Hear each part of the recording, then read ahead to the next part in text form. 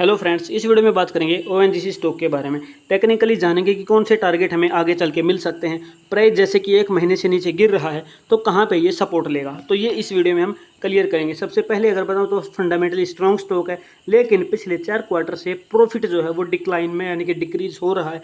सही से profit generate नहीं कर पा रही है कंपनी, तो ये एक वीक पॉइंट है। आने वाले अगर क्वार्टर 2 में हमें अच्छा प्रॉफिट देखने को मिलता है, प्रॉफिट जंप देखने को मिलता है, तो और ज़्यादा जो प्रीवियस हाई के जो है वो ब्रेकआउट होने की पॉसिबिलिटीज़ हमारी बढ़ जाएगी। लेकिन क्वार्टर 2 के रिजल्ट आने तक प्राइस साइडवेज और नीचे जाता हुआ हमें मिलने की पॉसिबिलिटीज़ मैक्सिमम है।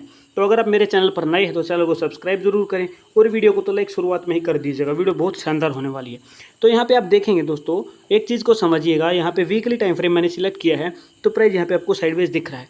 उससे पहले भी ये प्राइस साइडवेज हुआ है। ऐसा नहीं है कि प्राइस ने अपने आप को करेक्ट नहीं किया है। और दूसरी बात मैं आपको बता दूं कि यहाँ पे जो कंपनी का पीई है वो इंडस्ट्री के पीई से कम है, यानी कि ये स्टॉक ओवर वैल्यू तो बिल्कुल भी नहीं है। अंडर वैल्यू स्टॉक अभी हाल फिलहाल चल रहा है। यानी कि एक बात करें तो प्राइस अभी सस्ता है, यानी कि स्टॉक अभी सस्ता मिल रहा है। ठीक है, तो यहाँ पे आप देखोगे तो ये गिरावट भी पहले भी हुई है और पहले प्राइस साइडवेज भी हुआ है। तो प्राइस साइडवेज होने के बाद ऊपर कैसे गया? मूविंग एवरेज 100 पे आने के बाद। वीकली टाइम फ्रेम में आता है तो बहुत बड़े टारगेट मिलते हैं, डेली टाइम फ्रेम पे आएगा तो कम बड़े टारगेट मिलेंगे, यानी कि छोटे टारगेट मिलेंगे। तो यहाँ पे अगर हम बात करेंगे तो हमारा जो सपोर्ट लेवल हो, आप यहाँ पे देख सकते हैं कि इस जोन में जहाँ पे प्राइस साइडवेज था उसको अगर एज यहाँ पे रिस्पेक्ट करके एज ए सपोर्ट यूज करेगा तो अच्छे टारगेट हमें वहाँ पर मिलेंगे। टारगेट देखने के लिए हम इसको डेली टाइम फ्रेम में कन्वर्ट कर लेते हैं। तो जब हम इसको डेली टाइम फ्रेम में कन्वर्ट कर रहे हैं तो आपको दिख रहा है कि प्राइस मूविंग एवरेज 100 के ऊपर आ चुका है और यहाँ पे हमें डिमांड जोन दिख रहा है। तो इस डिमांड जोन को रिस्पेक्ट करने वाला है। डिमांड जोन को रिस्पेक्ट करने के लिए एक प्राइस रेंज है, प्राइस जो है हमारा वो रहेगा 301 रुपये।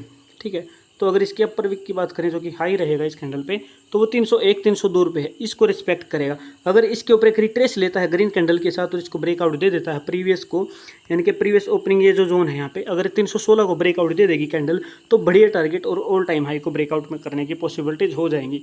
अगर हम बात करें टारगेट की तो हमें क्या क्या टारगेट मिलेंगे, तो आप यहाँ पे देखोगे दोस्तों तो S1 पे प्राइस आ चुका है ऑलरेडी।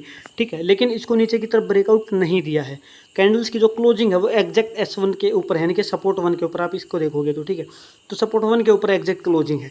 अब हम बात करेंगे तो प्राइस यहाँ से ऊपर जाएगा या नहीं जाएगा, तो उसकी पॉसिबिलिटीज कैसे डिसाइड होगी? मूविंग एवरेज 100 है, उसके बाद यहाँ पे आप देख रहे हैं तो विक में नीचे की तरफ बायर का प्रेशर है। At the end of the day buyer यहाँ पे प्रेशर लगा रहे हैं, बायर इसको ऊपर लेके गए हैं।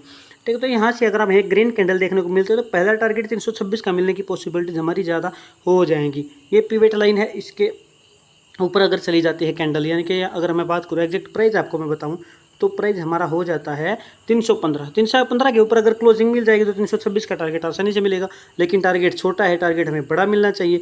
तो दूसरा R1 जो है हमारा 348।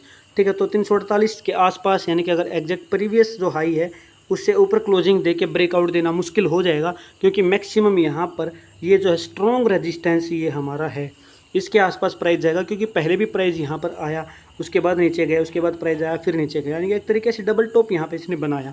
ठीक है, उसके बाद डबल टॉप के बाद प्राइस तो नीचे ड्रॉप होता ही है। ठीक है, डबल बॉटम बनाता तो प्राइस ऊपर जाता है। ठीक है ना, इन्वर्टेड हेड एंड शोल्डर बनाता तो ऊपर जाता है, हेड एंड शोल्डर में प्राइस नीचे जाता है।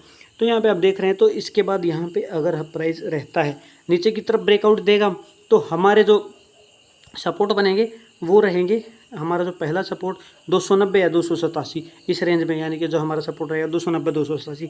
अगर नीचे ब्रेकआउट देगा तो मुश्किल है बहुत नीचे ब्रेकआउट देना। ठीक है, तो यहाँ पे अगर प्राइस ऊपर जाएगा तो 348 तक के टारगेट मिलने की पॉसिबिलिटीज हमारी हो जाएगी। उससे पहले का टारगेट अगर मैं आपको वर्बली बताऊँ तो उससे पहले का टारगेट जो प्राइवेट पॉइंट है 329 330 तक का हमें मिल सकता है। तो मुझे उम्मीद है ये टारगेट, ये सपोर्ट और ये रेजिस्टेंस आपको समझ आए होंगे। ऐसा नहीं है कि प्राइस में पहले गिरावट नहीं हुई है, पहले भी गिरावट हमें देखने को मिली है, लेकिन गिरावट मिलती है तभी तो मार्केट अगर आप प्राइस अपने आप को करेक्ट करेगा, करेक्शन मोड में आएगा, तभी तो नए बायर्स नई एंट्री होंगी। अगर प्राइस बढ़ता चला जाएगा तो भागती हुई ट्रेन में बहुत कम लोग बैठना पसंद करते हैं। ठीक है, तो जैसे ही प्राइस साइडवेज होता है उसके बाद इन्वेस्टर्स अपना मन बनाते हैं और वहाँ पर इन्वेंट्री का सोचते हैं। तो मुझे उम्मीद है वीडियो आपको पसंद आई है। वीडियो पसंद आए तो वीडियो को लाइक करें और चैनल को सब्सक्राइब करना ना भूलें। Thank you very much.